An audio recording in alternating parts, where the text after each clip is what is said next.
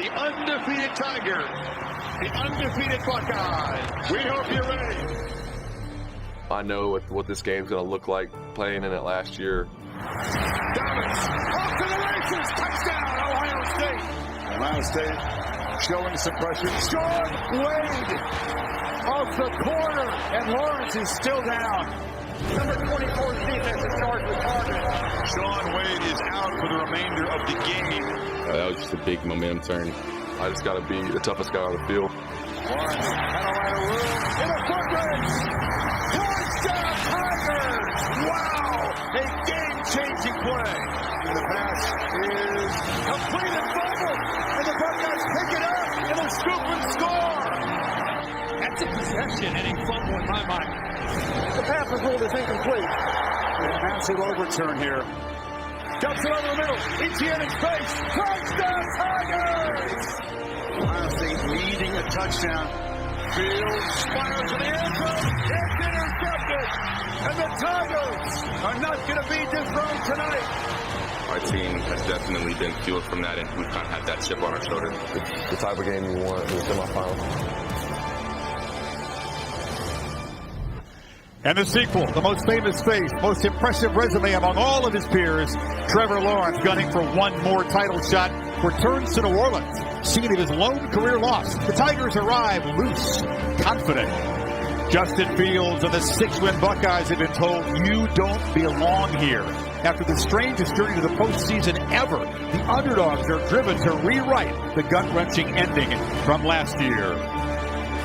Welcome to the College Football Playoff Semifinal, the All-State Sugar Bowl from the Mercedes-Benz Superdome here in New Orleans, and the collision between the 4-time defending Big Ten champion Ohio State Buckeyes and the 6-time defending ACC champion Clemson Tigers. Alabama awaits. Will it be tied in the Tigers round 5 in the playoff, or the first Buckeyes-Tide collision since Ohio State upset Alabama here 6 years ago? And welcome to New Orleans. I'm Chris Fowler. Buckeyes and Tigers familiar by now. They meet for the third time in the semifinals in the last 5 years. But the buildup is bizarre and unique. And the backdrop very spicy because the Big Ten changed the rules, allowing Ohio State in the bracket with 6 wins. And Dabo Swinney was not having it. He is ranking Ohio State 11th in his coach's poll. So this one has become very personal. My partner, Kirk Herbstreit, joins from the home office in Nashville. Kirk, I'm glad you're feeling much better. I know you do your usual great job from there, and we'll see you for the championship game in Miami. But, man, is this feel a little bit different than last year's collision to you coming in? Well, you got Clemson coming into this game. It's almost as if this has become part of their regular season. They get into the postseason. It's every single year, it seems like, going back to 2015. And for Ohio State, I thought that tease really kind of set the tone for this game. They've been waiting, forget COVID, from when they walked off that field last year in Glendale. They've been waiting for another opportunity to go up against Dabo Swinney and the Tigers, and they got it right in front of them. We'll see what happens in these next 60 minutes. Trevor Lawrence of a brilliant game in the ACC Championship against Notre Dame. Back at the scene of his only career loss to LSU, of course, at the end of last season. Well, Trevor runs this offense so well. In his third year, he's had so much success, wins a national championship in his freshman year, comes up with just a 1 loss last year in the championship against LSU, and now again he's back in the playoff. And it's a balanced, explosive attack. We know about his arm. That's why he's going to be the first pick overall. But it's his legs that Ohio State needs to be most concerned about. So they're going to have to get their safeties down in close to the line of scrimmage. And when you do that, as you see here with Virginia Tech, you leave yourself one-on-one on the outside against Cornell Powell and these wide receivers and Trevor Lawrence's arm. So that's a concern for Kerry Coombs, the Ohio State defensive coordinator, getting the numbers right, and do we leave your corners one-on-one? And then playing in space against Travis Etienne and Amari Rodgers. Here's Etienne out of the backfield. Remember what he did to Ohio State. Not so much running the ball, but catching the ball. Can Ohio State do a good job of leveraging the ball and trying to keep everything in front of them and not giving up the explosive play that Clemson seems to do to a lot of people that they play, obviously? Regular play call for the Tigers. Tony Elliott not here. COVID protocol. Meanwhile, Kirk, Justin Fields, how will he respond to a game that was very subpar by his standards against Northwestern? Yeah, and I think that's the big thing for Justin Fields. I think anybody who's watched him play has a lot of confidence in what he can do. I've been told he's had laser-focused week leading up to this game, and I think Ohio State will try everything they can to try to get his mojo going. Really, it starts with Trey Sermon in the running game. Sermon exploded over 300 yards, set a school record for yards in a game, beat Eddie George's record, and I think he's going to be a big factor tonight. If you can run the ball, which is where it all starts with Ohio State, you can set up play action. You can set up some one-on-one opportunities of their own. And Chris Olave, who wasn't in Indianapolis in the Big Ten Championship, is back. He's kind of that security blanket for Justin Fields. And this, to me, is the X factor. Justin Fields' ability to run, create, whether it's designed run or his ability to make plays off schedule, has to be tonight on point. Very similar to what he did a year ago, the ability to create. Buckeyes taking the field as about touchdown underdogs. They do get Chris Olave, field security blanket back, but Master Teague, the running back, not available. He suffered a concussion against Northwestern.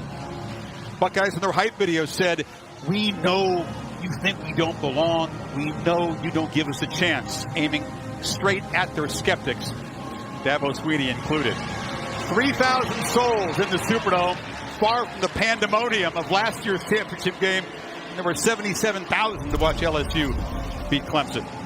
Head-to-head, these two programs have achieved so much in their respective conferences. 6 straight playoff appearances for Clemson. Ohio State's last 2 playoffs have been losses to the Tigers. That head-to-head looming large, 4-0, is the all-time series between these two. All 4 won by Clemson in the postseason. Hard to imagine a coach, Kirk, looser and more relaxed seeming coming into this game than Dabo Swinney was in our meeting. Well, he definitely gave that off when we sat down with him on the Zoom. He was pretty laid back, and I think it's because he's used to bringing his team into this game. We'll see. I think Ohio State has a chip on their shoulder, and early part of this game, Chris, I think is going to be fascinating to see. Well, the early part of the game in last year's meeting was dominated by Ohio State. And not until Lawrence got hit in the head by Sean Wade on that targeting did the game turn around. And Clemson with the game-winning touchdown in the final couple of minutes. So many new faces on both sides tonight, but that man is familiar. Travis Etienne back in his home state of Louisiana, hoping for the family's first win of the Superdome. Well, it was a bizarre season, of course. Clemson out of the gate quickly. They crushed Miami. They had a whole lap around the dirt track. The Buckeyes were still spinning their wheels, waiting to debut in late October. Tigers, of course, spun out, lost in South Bend. Ohio State had 3 games lost because of the COVID protocol, sliding across the finish line in Indy at 6-0. 5 fewer games the Clemson Tigers played. How will that factor in tonight? There's lots of opinions on that. Joined by Tom Rinaldi and Maria Taylor, who's with Ryan Day. Thank you, Chris.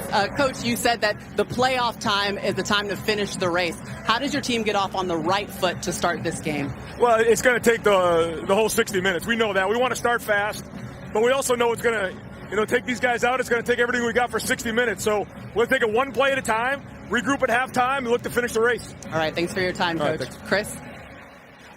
Ryan Day saying his message to the team is pretty similar to last year's, Kirk. Make them feel our strength, make them feel our violence, an aggressive approach he promises again tonight. Ohio State has a lot of confidence in the players on their team, and they feel very disrespected, and they want to challenge Clemson. It was an SEC officiating crew involved in controversy a year ago. The Big 12 in charge tonight, and David Alvarez now for the coin toss.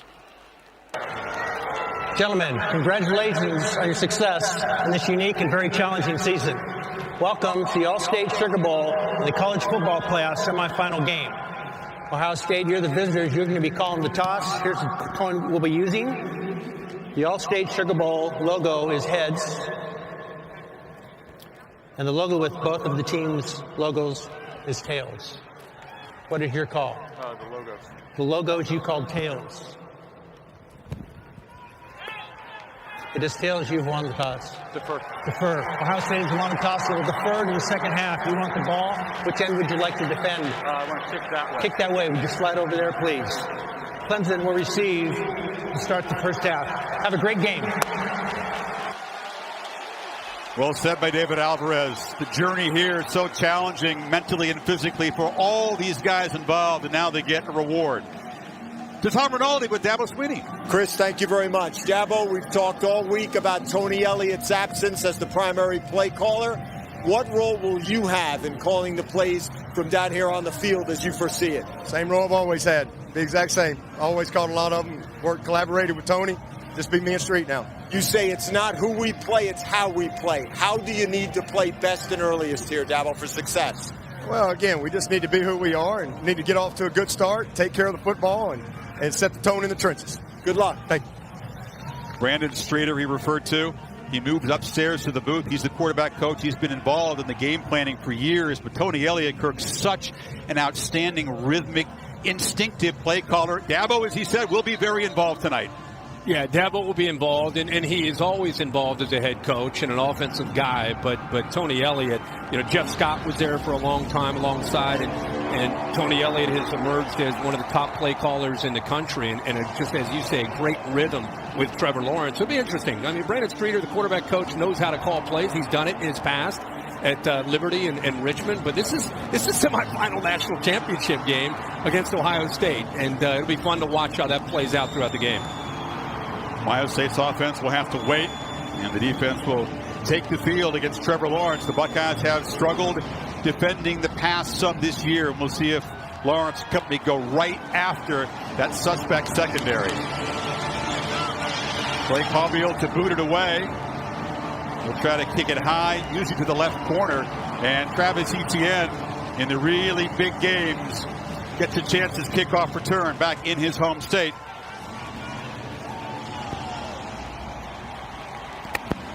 The intensity undiminished despite the weirdness of just 3,000 in this world-famous building. The tide awaits the winner. Here we go. Clemson, Ohio State one more time in the semifinal. And Etienne will have a chance from the 4. Straight up the field and straight into the coverage team. Flying down the field to make the stop was Marcus Williamson. And here comes Trevor Lawrence. Really picked up his play in that game last year when Wade hit him in the head. Then he had the big gallop for a touchdown and the game-winning touchdown pass to Etienne in the final couple minutes. And he's been fueled by the loss here, out-dueled by Joe Burrow in last year's championship game.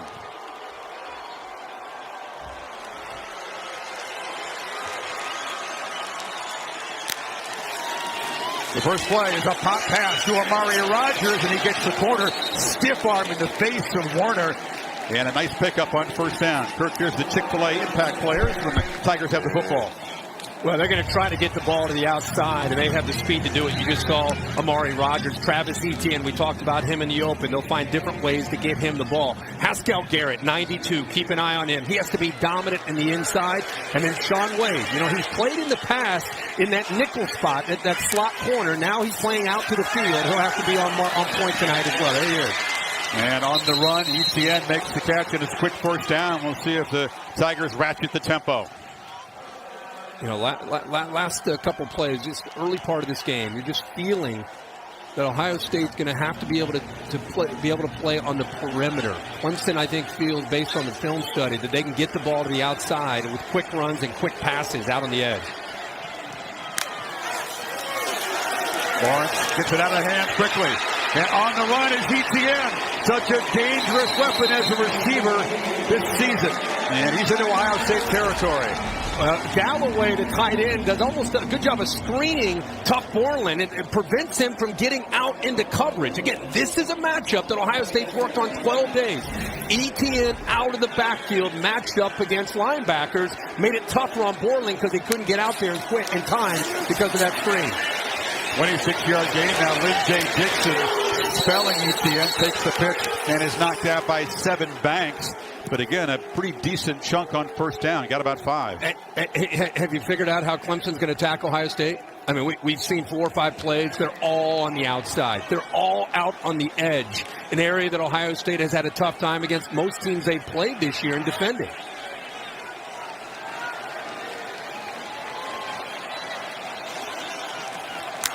Rodgers in motion again. Lawrence takes the pitch and is hit as he throws over the middle. That was Warner on the blitz. And it's third down. Well, this is a good job of getting pressure on him. They can't get it with the front four, so instead, off to the left, Pete Warner is able to get there just in time before he throws that football on a glance route to Cornell Powell. Warner timed that up perfectly to be able to get the pressure, and that's going to be a key tonight against Lawrence, is trying to make him uncomfortable and feeling that pressure from the front. ETN back in on third down. Buckeyes have been outstanding in this department, allowing only 34% this year. They bring pressure. And Lawrence off the back foot, lost it downfield, and the catch is made by Cornell Powell. Using that big frame, first and goal. Tiger. He's one-on-one against Sevyn Banks. He's in phase, really good coverage, does a good job adjusting back to the ball. Sevyn Banks never really saw the ball, which allowed Powell with a slight push there, and then he comes back and makes a play on the football. Number Banks one. Banks had really good coverage. It's just with the ball underthrown to the outside, he's just not able to adjust. ETN on the handoff, muscles down to the 2. A big third down conversion for Trevor Lawrence and the Tigers to keep this drive alive. There's the push. Gets away with it. And I think that the fact that Banks never locates the football, it had a lot to do with why you didn't see a pass interference call there from the offensive pushing off. Banks, one of the many first-year starters in this Buckeye defense. Big shoes to fill in the secondary. On second and goal. Lawrence keeps it, tries to get the edge. Chased by Browning. Dives. Touchdown Tigers. On the opening possession, they march in 82 yards in 8 plays to draw first blood. The zone read with Trevor Lawrence. You see this a lot from this offense. You got to respect ETN in the middle. Then it's a foot race. Browning trying to get out there. Cooper trying to get out there. Amari Rodgers with an outstanding block on Wade to allow it to free it up to the corner for Lawrence to be able to get in for that touchdown. 8th rushing touchdown this season. The bigger the game, the more Trevor runs it. Been a fixture in Clemson's offense in recent years. Championship phase means the QB is going to carry part of the rushing load. How about the AT&T 5G pylon cam getting a shot there early from Trevor Lawrence? P.T. Potter, the 59th PAT kicked by this prolific Clemson offense this season. All right, Justin Fields and Ohio State's offense must answer because Lawrence and the Tigers looking good early. 7-zip Clemson.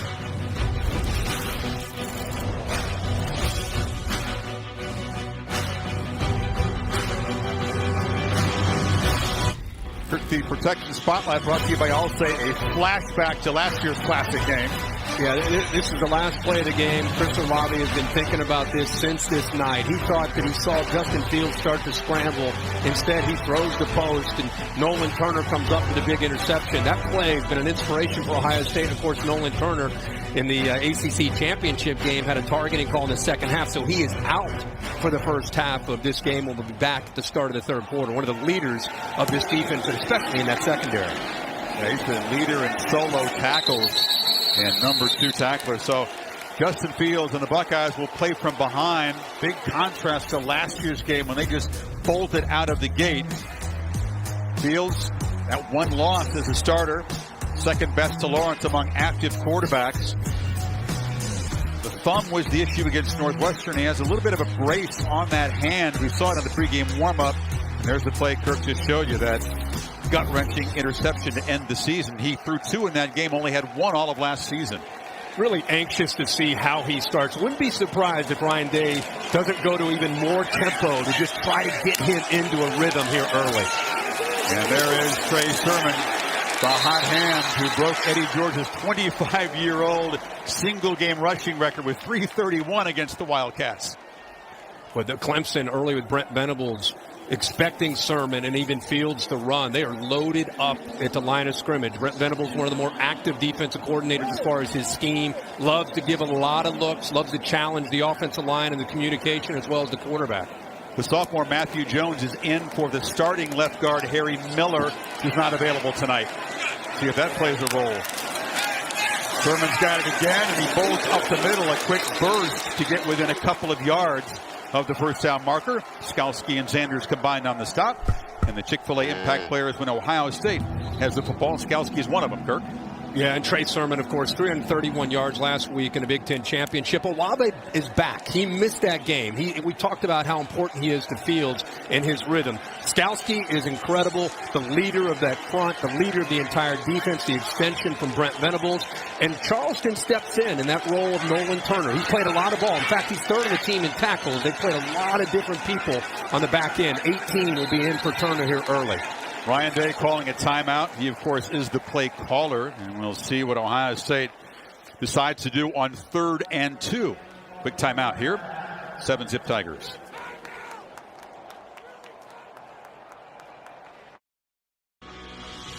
The Allstate Sugar Bowl, brought to you by Allstate. You've never been in better hands. Dos Equis, a most interesting beer. Please enjoy responsibly. And Samsung QLED TV, the official TV of ESPN College Football. The only shutout of an Urban Meyer coach team, 31-0 in that semifinal 5 years ago. Meyer, I'm told, is in the building tonight. The spectator. For Skalski, Kirk, Ohio State called the timeout, but the Buckeyes should have maybe run a ball because the Tigers were confused here. We were talking at the break. I find this interesting. Only third play of the game, and Skalski, who, again, is in charge, he's clearly frustrated with Spector and Jones not getting lined up right. Sermon Ohio State. First two plays here. Two tight ends, Farrell and Rucker in the game. It's Fields running all the way, running into heavy traffic, and he stopped. The ball came out. The ball was on the ground. Skalski and Spector combining, and it's a 3-and-out for Ohio State. Really good job by the linebacker, Skalski. Spector, watch Spector work around the block by Rucker, and then puts his head right on the football. Football is out, but Jeremy Rucker sees it, and he missed the block, but he's able to get down and get that football before Skalski can get to it. Yeah, bad news is he missed the block, and they're excellent blocking tight ends, but at least he prevented the turnover. Well, both those linebackers showing instincts on that play and quickness, getting around those blocks. So the aggressive running game today promised not effective in the opening possession. Drew Chrisman drives the punt, and it'll take a nice bounce, and can they stop it? No signal yet. They're going to confer on the goal line to see if it crossed, and it is going to be ruled a touchback.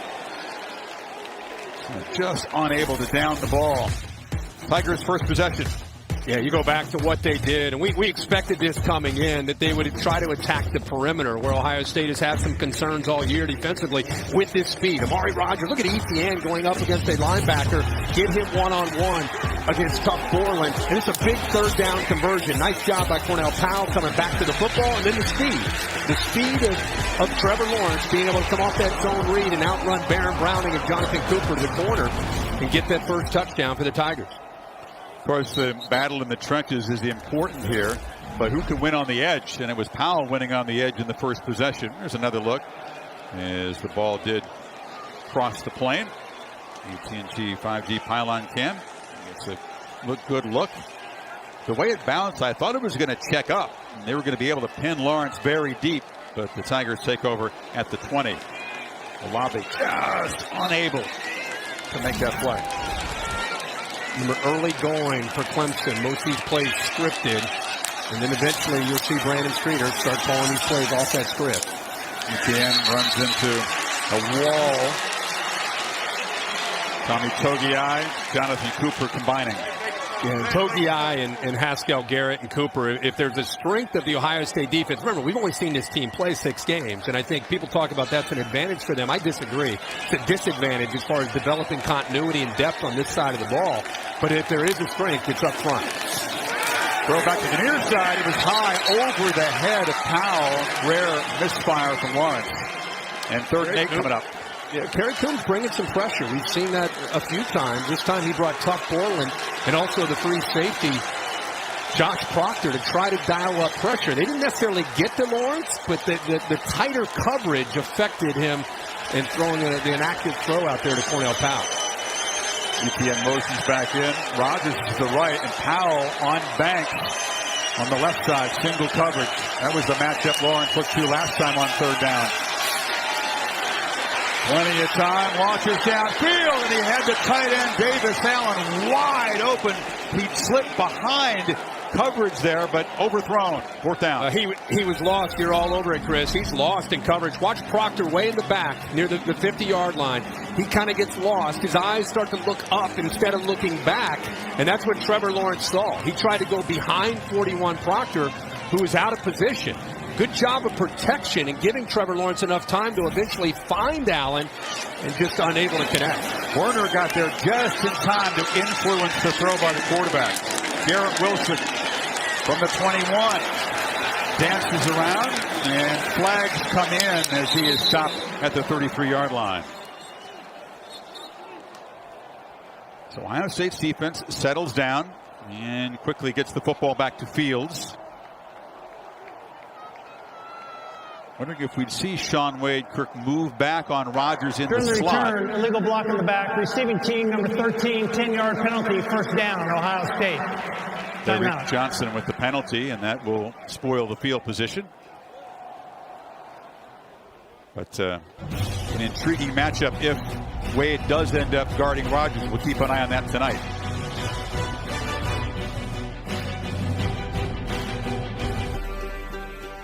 Cartersville, Georgia, about 20 miles away from Justin Fields' hometown of Kennesaw. Top 2 recruits in the 2018 class. Justin took kind of a winding road to Columbus. Trevor committed very early to Clemson. Top 2 quarterbacks, winning percentage active. And Lawrence, clearly the top-rated prospect in the draft. Some debate about whether Fields is the number 2 quarterback at this point. But yeah, Trevor might need to get used to the teal jerseys of the Jaguars in his future. Ohio State, that first possession, powering their way against that Clemson defense, came up and they went 3 and out. Let's see what they do in this second possession. Fields looking to throw for the first time. Launches across the middle, and there is Olave, the reliable target that makes the catch, first down to the 34. Really good sign for Ohio State fans. This is such a different throw for Justin Fields, working through his progressions. You know, last week against Northwestern, had a tendency to lock in on his primary and hold and hold and hold, and eventually get trouble. That time he worked through 2 or even 3 receivers until he eventually came back to Olave on that throw. Olave tapped on the shoulder 2 days before that game in Indy and told, "You're out." He had 18 catches in the 2 previous games. He was hot. Trying to bring pressure on Fields, looking to throw on first down, checks it down to Sermon, who's got space, and a first down, and is still running, hardly met out of bounds inside the Clemson 35. That's his biggest play as a receiver all season.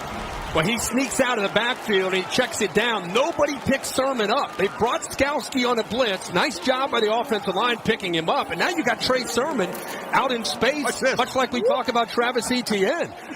Nice. He did that in the Big Ten championship game. He's got elevation. He tried it the first time and got tackled. The second time he just took it up a notch and got right over the defender. You're right. Now he's got the ball again, running left. Sermon in the clear.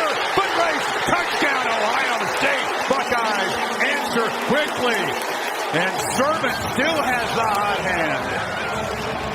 How about the left side of the offensive line by Ohio State? Left tackle Thayer Munford. Matthew Jones is at left guard, 55. Clemson struggling to get lined up. Ohio State goes fast after the last play. Nobody there. The alley opens up on that stretch play.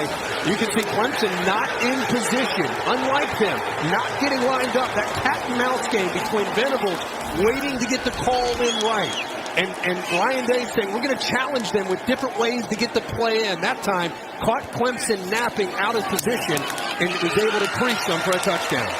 Such a quiet start to the season for Trey Sermon, the grad transfer from Oklahoma. He has exploded in the last couple of games. The Buckeyes get even midway first quarter.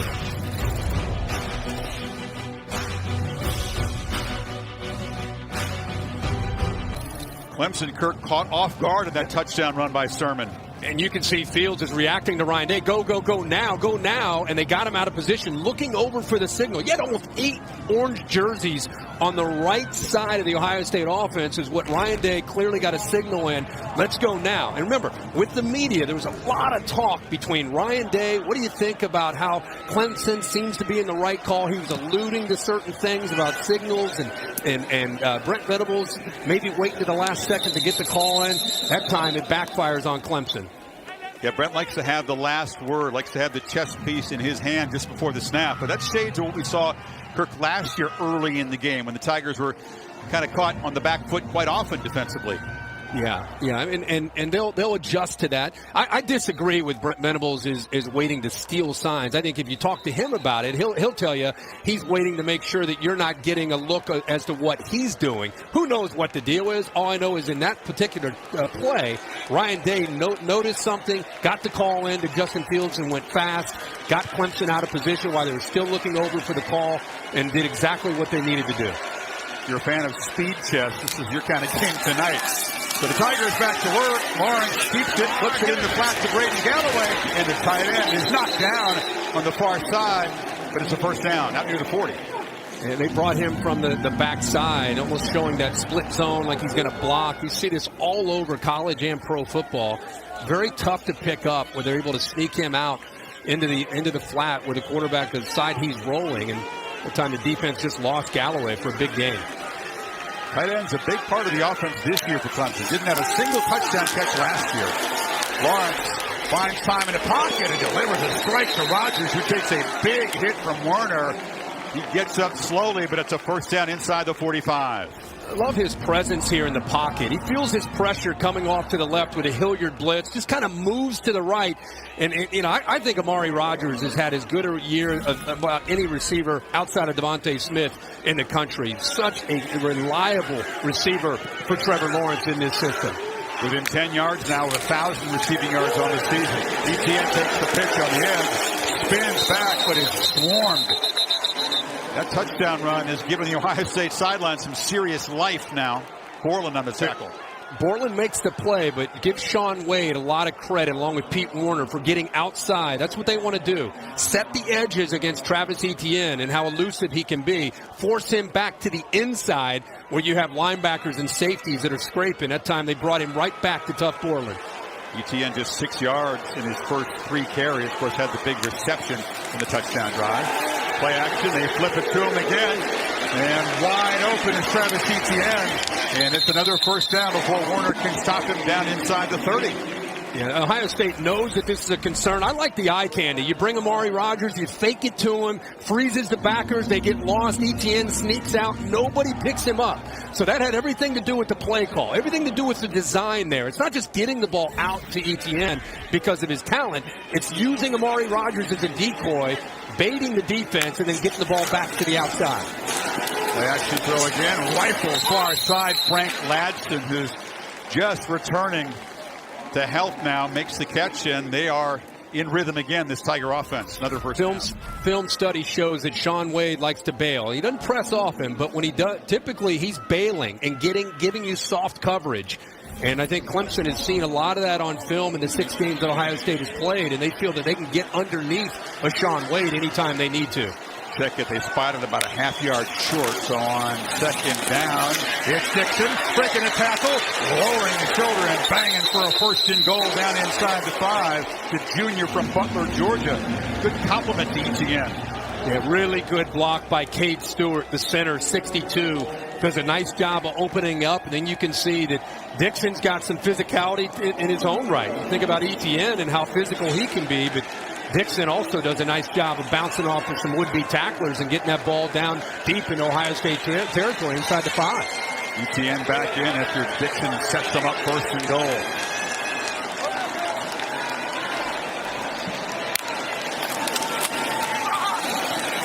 And just waltzes in.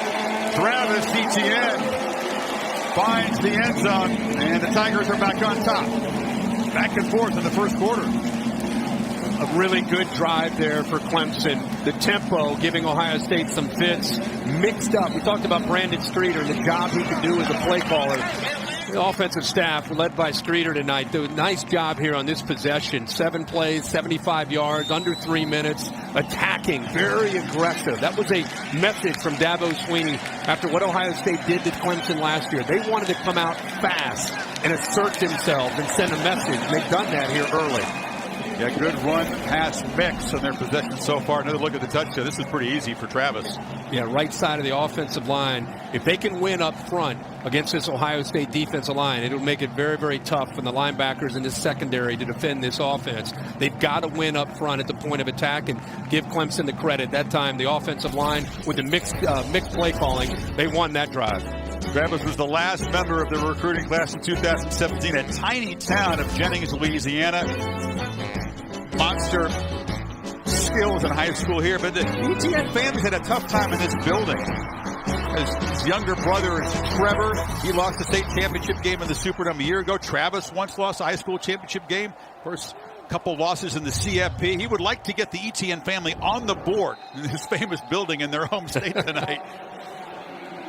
Well, what a big opportunity for him in this game. And another milestone, another record. Shocked a lot of people by coming back for this senior season.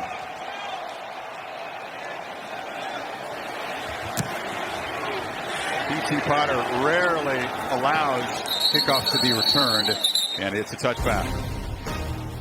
Next weekend, the NFL's Super Wildcard Weekend. Triple headers both days. The mega cast coverage at ESPN, ABC, Deportes, and more. Matchup day and time of our wildcard game will be determined after this Week 17 game, so stay tuned for that. The Superdome, groundbreaking, began here 50 years ago, back in 1971, if you can believe that. The scene of 8 Super Bowls over the years and so many Final Fours and national championship games in college football. Buckeyes, once again, take over down 7. Fields keeps it, and Knight quickly diving forward for a first down. You better be aware of Justin Fields in the run game.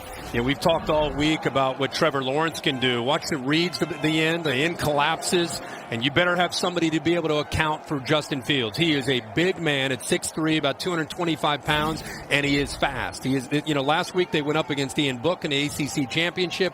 Completely different set of challenges tonight against Justin Fields. Remember, when they played Fields last year, he had a knee brace on that left knee. He's healthy now with his legs. He only had 13 rushing yards in that game. There's Sermon powering to the left. This is what Day had in mind. Pick up 8 on first down before Thornton stopped him. Got to be really impressed with what Ohio State's doing up front. You know, the first series, it was just 3 kind of power runs. Clemson got them off the field. In the second series, they came back, opened it up, tried to attack a little bit more, throwing the ball. But they're, at the end of the day, they want to be able to win the line of scrimmage and run the football with Trey Sermon and Justin Fields. Make you respect that. See Josh Myers, Wyatt Davis, part of that interior line. Fields from the pocket, launches downfield, and a diving catch is made. Garrett Wilson got deep and hauled it in. A beautiful adjustment midair. Buckeyes at 1st and goal.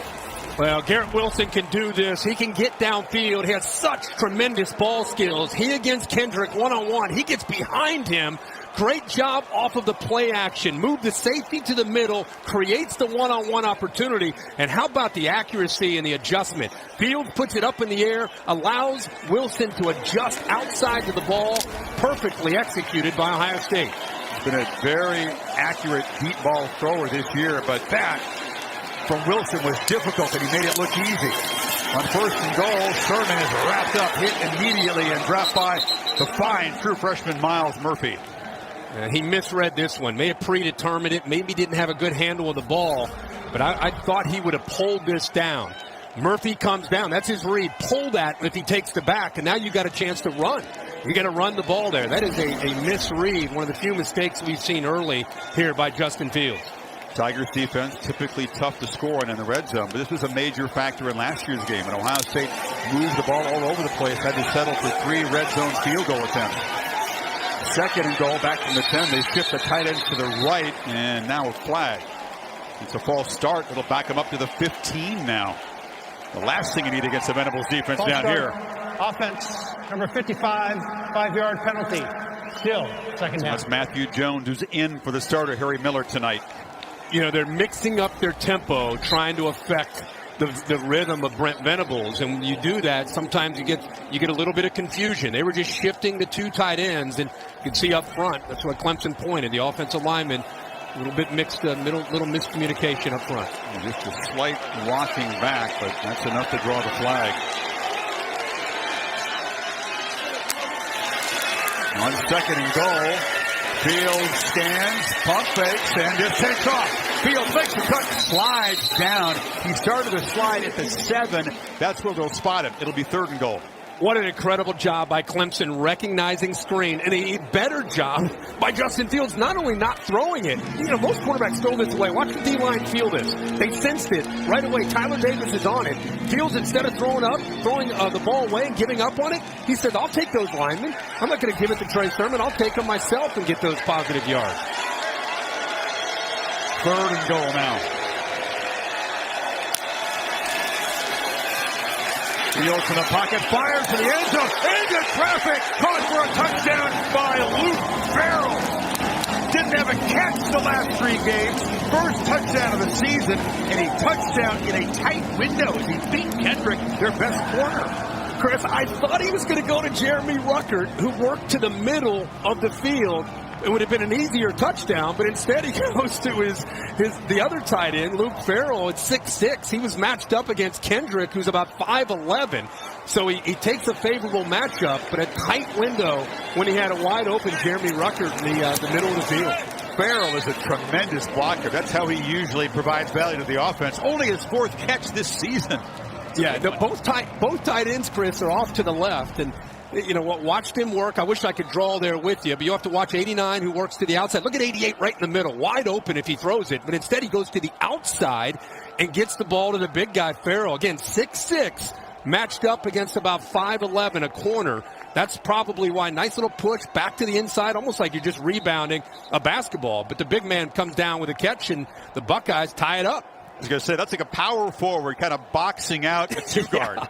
And that ball was thrown precisely. Kendrick swiped at it, just missed breaking it up.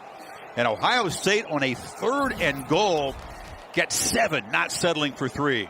Crucial. Well, Justin Fields, everybody wondered, would he be in sync? Would he be back to being the Justin Fields that everybody has watched?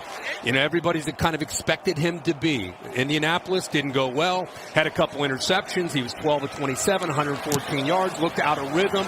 Looks like Justin Fields that you've all kind of come to expect to see run the Ohio State offense early in this game. He is in his rhythm and groove, feeling good. Yeah, he starts 4 for 4. Kickoff went out of bounds, so Clemson will start from the 35. Aerial coverage on this nice evening in New Orleans provided by Goodyear. Keep driving from the first kickoff to the final whistle. Goodyear, more driven. It's a rare miscue. The Ohio State kickoff team, and it sets up Lawrence at the 35. How you liking this first quarter so far, folks? 14 apiece. It's pretty good. Yeah. Well, that last drive, remember the screen that Clemson picked up and he stayed alive? There was a lot of plays on that last drive. ETN got caught up in traffic, eluded one tackle, but Warner, who's been active so far, dropped him at the line of scrimmage. Ohio State's going to have to do a better job of getting to the edge, getting to the outside, not letting ETN, not letting Amari Rodgers have all that space. Good job of getting off of blocks and being able to keep him very, very close to the line of scrimmage. Warner, the senior, the top tackler on this defense. They're the corners up tight there. Lawrence keeps the football. Big fella weaving through traffic, and Warner again right there to meet him after a 2-yard gain. And it'll be 3rd and long. It's risky to bring your corners up, but it eliminates space, and it takes away the easy access plays to the outside, and it forces them back to the inside, where you've got a lot of guys with a chance to get off of blocks, like Pete Warner did right there. Now a chance for Ohio State's defense to get off the field. Final minute of a frenzy, back and forth first quarter here in the Superdome. Buckeyes bring some pressure. Lawrence steps up and delivers a sideline strike. Caught, but short of the first down is Powell in front of Wade. So a 4th and 2 for Sweeney to think about in his own. Again, they're great. That time, Shaun Wade, remember I talked about how he bails and he doesn't necessarily press and stay on you. That time, a better job of recognizing the down and distance. 3rd down and about 8. Look at Shaun Wade at the top. Instead of losing ground and making it easy for Powell, he pushes him and works and tries to keep him short of that 1st down marker. Powell needs to get beyond that line, and instead, Shaun Wade wins that battle. So it's a 3 and out. And to begin the second quarter, tied at 14. What a start in this second semifinal of the college football playoff.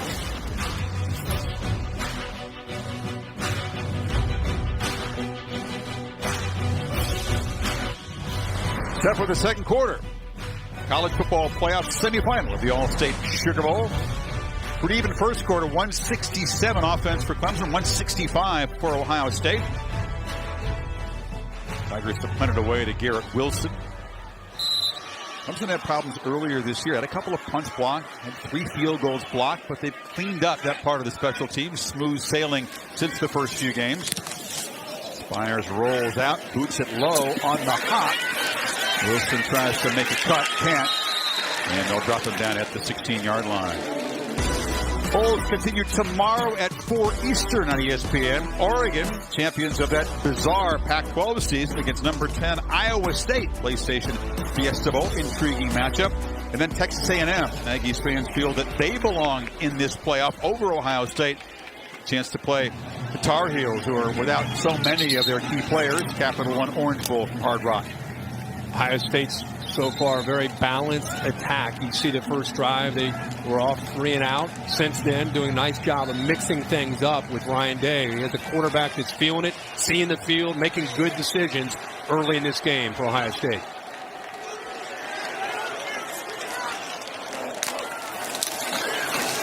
Looking to fire far side, long throw, and Olave darts for a quick first down. Xander stopped him. You know, I don't know if Ohio State's wide receivers get enough credit on a national level. You know, often you talk about some of the other receivers, but Garrett Wilson and Chris Olave both bring something a little bit different to the table. Olave didn't play against Northwestern, and I think it affected the rhythm and the continuity of what Justin Fields and Ohio State likes to do. I know you and I had a chance to talk with him on a Zoom. Very introspective, deep thinker, Chris Olave. Really impressed with him, and I know he's been holding this loss from a year ago inside. It's very painful for him, memory. There's a first down catch by Wilson. He was so emotional about having to miss that Big Ten championship game. He said he never felt better in practice. Got tapped on the shoulder, had to sit out, and then watch his quarterback struggle. His route running just continues to get better. His competitive edge. He's dangerous in his seams. Yards after the catch. He can get downfield. He can do so many different things in this offense. Fields 6 for 6, showing no ill effects of that thumb, which is wrapped after he hurt it out of bounds against Northwestern last week. And this was Sermon barreling up the middle for another first down before Charleston stopped him. You know, Brent Venables, he's slanting his defensive line. Watch Fields. He wants to keep it, and he gives it. He's like, there's no one there. Either you take it or I take it. Someone's going to get some positive yards because Clemson, they happen to slant and angle the wrong way, trying to guess which way Ohio State might be trying to go with that zone read game, and it backfires that time. Sermon continues to run with that edge, that anger that he was known for early in his career at Oklahoma. Fields looking to launch downfield. He's a for Olave just over his head. He had his man beat inside the 5. Keep in mind, Nolan Turner, the quarterback of that secondary, is not back there. There's some miscommunication right now. He is wide open. The man who's in there for him is 18, Charleston. Ohio State has just a kind of an over-under. You got a tight end underneath, and you got Olave going behind him. Nobody picks him up. And with his speed, he goes right by that defense. And that time, Fields just not quite enough air underneath that one. Fields, some confusion at the snap. No flag down. He darts forward. Yeah, Brent Venables does not want to see Tyler Venables, his younger son, on Olave very often tonight. That is not a good recipe for the Clemson secondary. Well, and really for Venables, he needed Charleston, who was underneath, to be able to get back and help him out on that play. And Clemson caught a break there. And the confusion there, Chris, was Ohio State had a freeze call on. It looked like Clemson may have jumped, but not able to completely pull them off, so it sets up a 3rd and 4. Yeah, the first incompletion tonight for Fields was crucial. See if it costs Ohio State. They need 4. Tigers crowding the line, then they pull back. Fields has time. Over the middle. Catch made. First down. Jackson Smith-Njigba, the freshman, moves the stick for the Buckeyes. Yeah, zone blitz where they drop the defensive end from the right into the middle of the field. They bring pressure from the left, but it's picked up nicely by Ohio State. And he's able to make that throw over the middle of the field where nobody's there. I'll tell you, Smith-Njigba has tremendous instincts for a true freshman. We saw what he could do earlier this year when he had a nice touchdown early in the season. Another man who matched the Northwestern game. Kind of a quiet season for a 5-star. Fields takes out the defense and rolls and has some yardage and still running. Knifing through defenders, lowers the shoulder. It's a first down inside the red zone. Farrell on a nice block. You know, if you're going to cover everybody downfield, you better be careful because Fields is not just going to run out of bounds. Ruckert, 88, does a nice job picking up a block. You also see that, again, the freshman Smith-Njigba, he picks up a block. And then there's the natural running ability of Justin Fields. He's going down that sideline trying to dial somebody up. Look at the blocks downfield. Smith-Njigba does a nice job. That's what gave him the alley down that right sideline. Fields was not running out of bounds there. You saw him stay in, lower the shoulder. He's got 2 tough guys playing quarterback tonight. Sermon off the right side picks up about 3, and this Ohio State ground game already churned out 104 yards. You know, Chris, you talked about, you showed a graphic earlier that showed Trevor Lawrence maybe in a Jacksonville uniform and maybe Justin Fields in a Jets uniform. I really feel that Justin Fields is taking this game on personally. He's taking this game personally against Trevor Lawrence. They lost to him last year. He didn't have a great game in the Big Ten championship. All the talk about Trevor Lawrence. I think he's really, within himself, trying to play not just well, but out-duel Trevor Lawrence tonight to show people how good he is. Got to be careful with that mindset, though, don't you? Drops back. There's a man wide open. It's Ruckert. 2 touchdowns for the Buckeyes tight ends tonight. They've been quiet for the second half of the season, but not tonight. Chris, he's off to the left and with all the action going left. Look at the tight end off to the left. He's just going to hide. He's waiting with the action, rolled. See how he just kind of hides, waits for everybody to move over. Nobody picks him up. He just kind of waited patiently. Action rolled left to the offense. He sneaks out to the right. Linebackers never saw him, and Justin Fields patiently waited to make that throw for another touchdown, his second of the night. Nice play design by Ryan Day. Kind of figured maybe the tight ends might reappear tonight. They have in a big way. Buckeyes on top.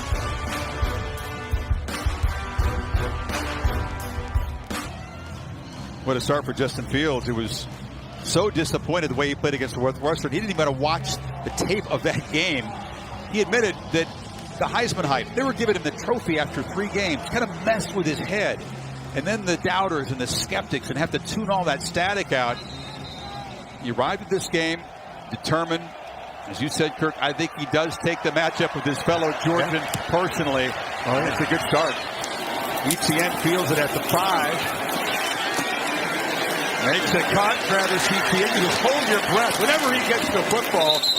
Finally knocked down across the 30. He's slow to get up, so we'll keep an eye on that. Maria?